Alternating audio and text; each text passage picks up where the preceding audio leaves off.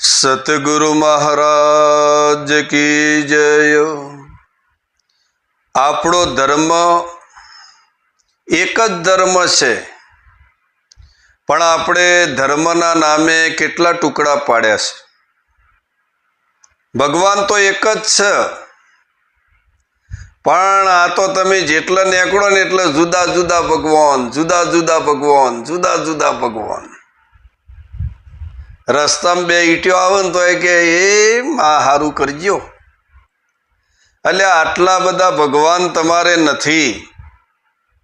આ વિશ્વનો એક જ પરમાત્મા છે,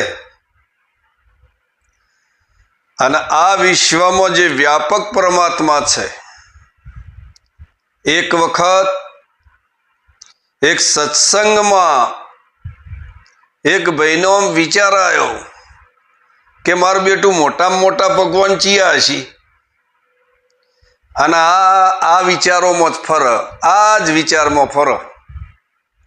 પછી ભાઈ કોકને એવું કીધું હોને કે મોટામાં મોટા તો સાળિંગ રોમ છે, અને સાચું મનાઈ ગયું। આ કે હેડો તાણ હવે સાળિંગ રોમની મૂર્તિ લઈ આવીએ। બજારમાં જઈ સાળિંગરામની મૂર્તિ લીધી અને મૂર્તિ લઈ અને ઘેર આવી ગયા, અને ઘેર સ્થાપના કરી। સાલિંગ રામની સ્થાપના કર્યા ચેડી આરતી ચાલુ કરવાની હતી, આરતી પ્રગટાવી અને આરતી ચાલુ હતી। એ સાળિંગ રામની સેવા, આવી આરતી ચાલુ હતી, અને પાછળ થઈને ઉંદેડું નીકળ્યું અને ઉંદેડાની ઠોકર અડી, સાળિંગ રામ પડ્યા ભૂઈ। પેલા મનમાં શક પડ્યો કે આ ભગવાનમાં કોઈ દમ નહીં લાગતો।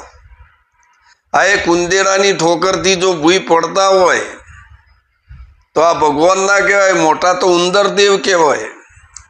સાહેબ ઉંદેડાની આરતી ચાલુ કરી, ઉંદર દેવની સેવા,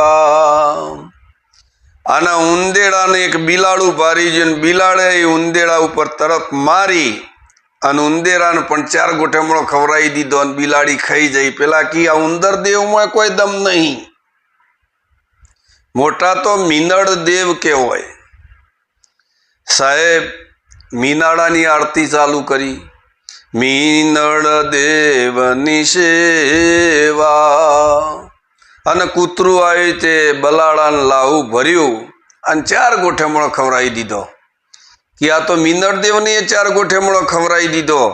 આ તો આપણા કૂતરા દેવ જે છે ને એ જ મોટા દેવ, અને તો કૂતરાનું આસન કરી અને કૂતરા દેવને બેહારી દીધા, અને ચાલુ કર્યું કે કૂતરા દેવની સેવા। આ આરતી ચાલતી હતી, ના કૂતરા દેવ હતા એ તો સીધા કૂદકો મારીને રહોડામાં ગયા। રહોડામાં જઈને એક બાજરીનો રોટલો મૂઢામાં ગાલીને આ તો હેડ્યા। પેલો જોઈ રહ્યો છે, પણ એની ઘરવાળીને સહન ના થયું। એની ઘરવાળી ખૂણામાં ધોકો પડ્યો તો હાથમાં લઈ કૂતરા ઉપર ઘા કર્યો, કૂતરું 4 ગોઠમણો ખાઈ ગયું। કે મારા કૂતરા દેવને 4 ગોઠમણો કને ખવડાયો? પછી જોયું તો એની પત્ની, હવે તો પત્ની દેવ મોટી કહેવાય। પત્નીને બિહારીને આરતી કરી, પત્ની દેવની સેવા। એક દિવસ બે હોમો ખાવા બેઠો, કે પેલું લાવજે, હવે આ દેવી બની જઈ હે ને હોપડ, પેલું લાવજે। 2-3 વખત હોપડ્યું નહીં, પેલા એ સીધો લાફો ઘસી દીધો।